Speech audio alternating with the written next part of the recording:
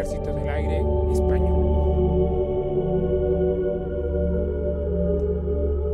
El Ejército del Aire español fue fundado el 7 de octubre de 1939, después de finalizada la Guerra Civil, en la que se incorporaron aviones heredados del conflicto, tanto nacionalistas como republicanos.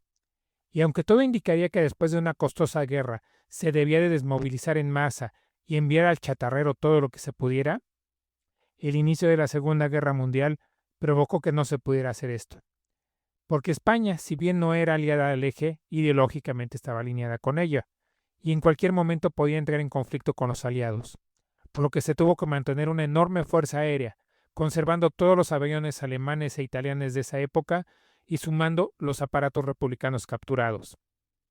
Durante la Segunda Guerra Mundial España mantuvo una difícil neutralidad, durante la cual tuvo una decente cantidad de aparatos en servicio, con más de 300 aviones de combate, siendo los más eficientes el Bf-109E y los Heinkel 111, además de unos cuantos Junkers 88 y 87, a los que sumó algunos aparatos italianos y muchos de los I-15 y 16 y Tupolev II capturados.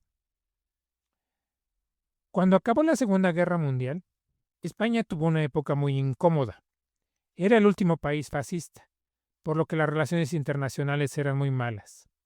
El país tuvo que seguir dependiendo de su propia producción, ya obsoleta, pero el problema principal fueron los motores. Los más potentes eran de producción alemana o italiana. Ambos países ya no podían seguir proporcionándolos, por lo que los aviones tuvieron que seguir dependiendo de motores de baja potencia. Pero los cazas como el Bf-109 y los bombarderos Heinkel 111 quedaron atorados en las líneas de producción, de ahí su gran retraso.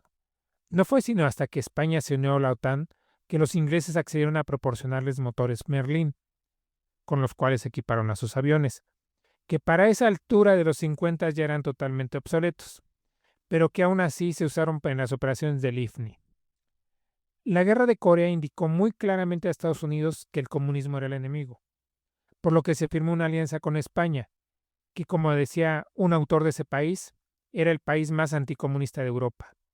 A cambio de bases y facilidades en la península y sus territorios, proporcionó material aéreo moderno, comenzando la historia de la época de aviones norteamericanos en el ejército español.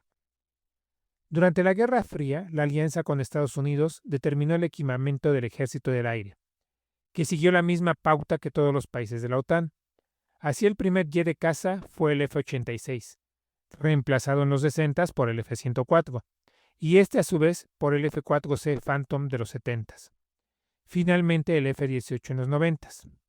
Al derrumbarse la Unión Soviética y el Pacto de Varsovia, siguió una época de desmovilizaciones generales y el reemplazo del Eurofighter. Pero ahora las unidades son muy reducidas, adecuadas para un tiempo de paz, como no se ha vivido en más de un siglo. Pero esto acabó con la consolidación de Putin y la invasión de Ucrania, que está marcando el nuevo inicio de una época de rearmamento. Y aquí les dejo la galería de mis aviones de la Fuerza Aérea Española. Me faltan muchos. Poco a poco iré incorporándoles en mi colección.